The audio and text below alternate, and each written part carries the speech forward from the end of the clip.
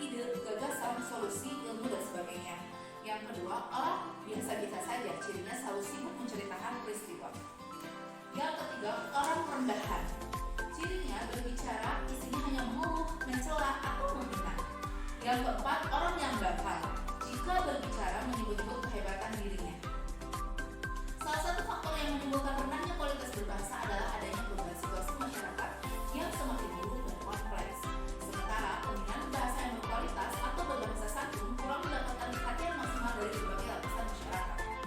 Para ahli mengemukakan bahwa salah satu tujuan pendidikan umum adalah mempersiapkan peserta didik agar mampu berkomunikasi. Di Jawa Barat sendiri, pemerintah telah menyadari pentingnya berbahasa dengan ditetapkannya Perda Nomor 6 Tahun 1996 tentang pelestarian dan pengembangan bahasa yang bersumber dari ajaran Islam. Dari uraian di atas dapat dikemukakan beberapa fakta yang terjadi di masyarakat sehingga perlu dijelaskan dan ditegaskan. Kembali tentang bagaimana seharusnya berbahasa santun, yaitu 1. Banyak orang yang menggunakan lidahnya secara bebas tanpa didasari oleh pertimbangan moral, nilai, dan agama. 2. Berbahasa tidak santun dapat melahirkan kesenjangan komunikasi sehingga dapat menimbulkan konflik. 3. Seringkali ucapan dalam nada dalam berkomunikasi sehari-hari menggunakan bahasa yang tidak santun. 4. Perilaku santun terlihat dari sikap siswa saat bertemu dengan guru, karyawan, ataupun sesama siswa lainnya. Sikap tidak santun muncul saat ada teguran, perintah atau larangan yang tidak sesuai dengan hati nurani siswa. Hadirin yang berbahagia, pada bab 2, bab buku ini membahas tentang berbahasa santun dalam kajian biologi.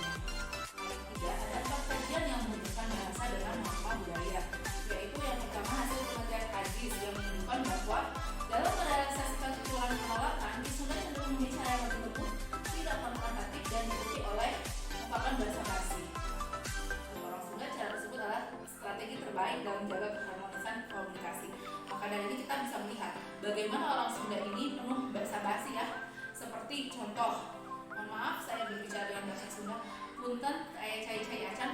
Padahal misalkan ketika ada tamu itu banyak sekali makanan yang dihidangkan. Yang kedua, Jaya Sudarma meneliti bahasa daerah dan budi pekerti menyangkut pemahaman bahwa dengan kemampuan komunikatif, gramatikal, dan pragmatik, penutur bahasa daerah memahami simbol-simbol bahasa daerah. Yang ketiga, Kuntarto menemukan 3 jenis kesantunan, yaitu strategi kesantunan positif, negatif, dan off the record.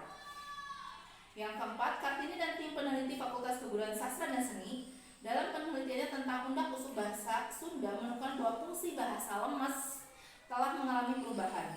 Fungsi bahasa lemas sekarang selain untuk menghormati orang yang lebih tinggi juga dipergunakan untuk menghormati orang yang perlu dihormati tanpa melihat kedudukan masing-masing. Seperti contohnya ke pejabat, meskipun pejabat itu secara usia mungkin lebih muda, padahal biasanya Undak-Usuk Bahasa lemas itu digunakan untuk usia yang lebih tua daripada kita. Nah, hadirin sekalian, pada bab ketiga membahas tentang hakikat manusia. Dalam Al-Quran, kata akal diungkapkan dalam kata kerja.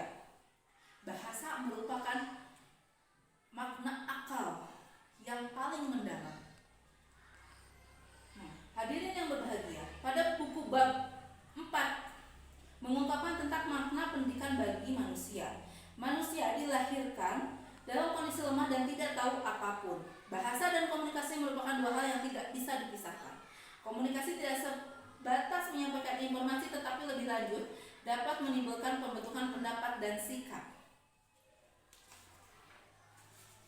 Komunikasi dengan bahasa merupakan bagian yang sangat penting bagi manusia, karena setiap orang memiliki pikiran, hasrat, keinginan, harapan yang harus diungkapkan dan dikomunikasikan kepada orang lain.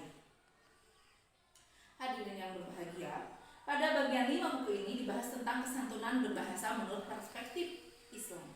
Santun dalam istilah Al-Quran diidentikan dengan akhlak dari segi bahasa.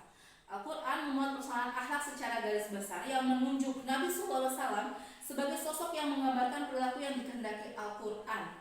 Dalam surat Al-Ahzab ayat 21, kesantunan dalam perspektif Islam adalah kesantunan yang memiliki makna, yaitu kesantunan yang bukan hanya dipandang santun dalam pandangan masyarakat, tetapi juga bernilai ubudiyah di hadapan Allah. Artinya dalam setiap perilaku santun yang dilakukan seseorang dicatat pula sebagai bagian dari ibadah. Kesantunan bahasa dalam Al-Quran berkaitan dengan cara pengucapan, perilaku, dan kosakata yang santun serta disesuaikan dengan situasi dan kondisi penutur sebagaimana yang diisyaratkan dalam Quran surat Luqman ayat 19.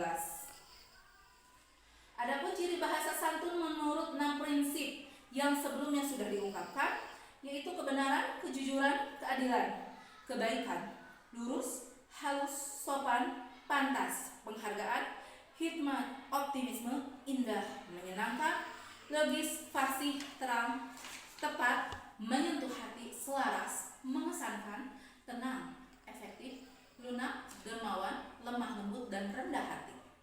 Berbahasa santun menurut hadis adalah berbahasa yang memiliki nilai baik, hati-hati, menjaga lidah, sesuai perintah, benar, jelas, komunikatif, tegas, memperhatikan orang yang diajak berbicara, dan bermakna.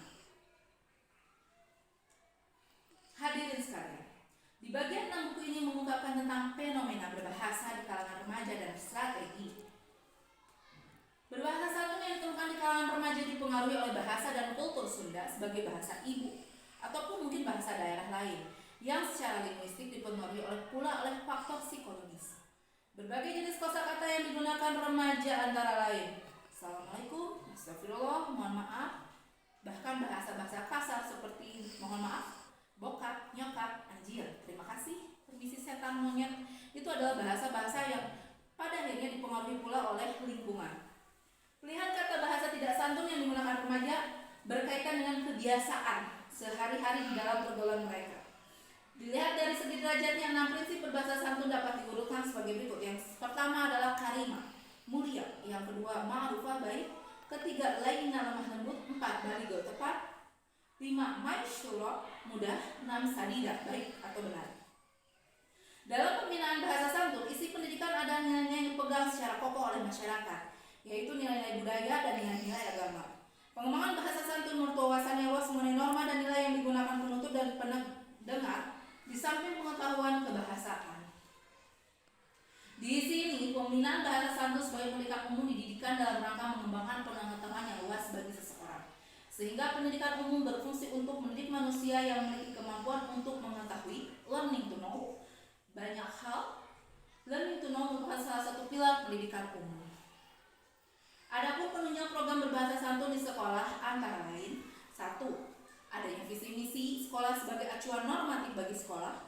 2. Adanya kesediaan kepala sekolah sebagai pengambil keputusan di tingkat sekolah. 3. Adanya kesamaan visi di kalangan sekolah. 4. Adanya sarana pembinaan moral siswa. Strategi pembelajaran bahasa santun itu bisa kita lakukan melalui beberapa hal. Yang pertama, menetapkan tujuan pembelajaran bahasa santun berupa perubahan tingkah laku yang diharapkan. 2. Menetapkan pedoman umum pembelajaran bahasa santun dalam KBM berbagai bidang studi. 3. Menetapkan prosedur dan metode pembelajaran bahasa santun. 4. Menetapkan tolak ukur keberhasilan pembelajaran dalam bentuk tingkah laku berbahasa santun. Langkah-langkah pembelajaran berbahasa santun terdiri dari persiapan. Yang kedua, pembukaan dan penciptaan iklim belajar. Ketiga, pengecekan iklim. 4. Penguatan. 5. Evaluasi. 6. Penyimpulan dan penutup. Hadirin yang berbahagia, sampailah kita di bagian terakhir buku ini, yaitu bagian 7 yang membahas tentang aplikasi nilai kesantunan di pesantren. Pesantren merupakan lembaga pendidikan Islam yang diselenggarakan secara non-formal, di mana dalam terjadinya interaksi antara kiai dan ustadz dengan santri sebagai murid. Komponen-komponen pendidikan pesantren lebih kompleks. Namun, seharusnya kesantunan berbahasa ini bukan hanya di pesantren, tetapi bagaimana diterapkan juga di pendidikan formal. Hadirin sekalian, demikian pidato yang hendak saya sampaikan. Tutur kata seseorang merupakan manifestasi kualitas pribadi seseorang. Kata-kata yang meluncur dari lidah seseorang merupakan wujud dari isi kalbunya, sesuai dengan pengalaman dan pendidikan pembicara. Ungkapan bahasa dan pendidikan pembicara. Ungkapan bahasa seseorang merupakan wujud dari hasil pendidikan yang pernah diperoleh dari orang itu, termasuk di dalamnya pendidikan berbahasa. Demikian pula halnya isi pembicara dan cara menyatakannya tidak dapat lepas dari pendidikan yang di dalamnya dia telah mengalami. Mengendalikan lidah lebih sulit daripada menahan diri dari perbuatan haram. Mengalirnya kalimat dari lidah kita seringkali baru diketahui dampaknya setelah kita berbicara. Di dalam Al-Quran dan Al-Hadis telah disebutkan bahwa dalam berbicara kita harus benar, menyiratkan hati, jelas, baik, pantas, mulia, dan lembut. Semoga kita dapat senantiasa menjaga ucapan berbahasa santun. Mohon maaf atas segala salah dan hilaf. Terima kasih atas perhatian. pengertian yang diberikan. Wabillahi taufiq wal hidayah. Assalamualaikum.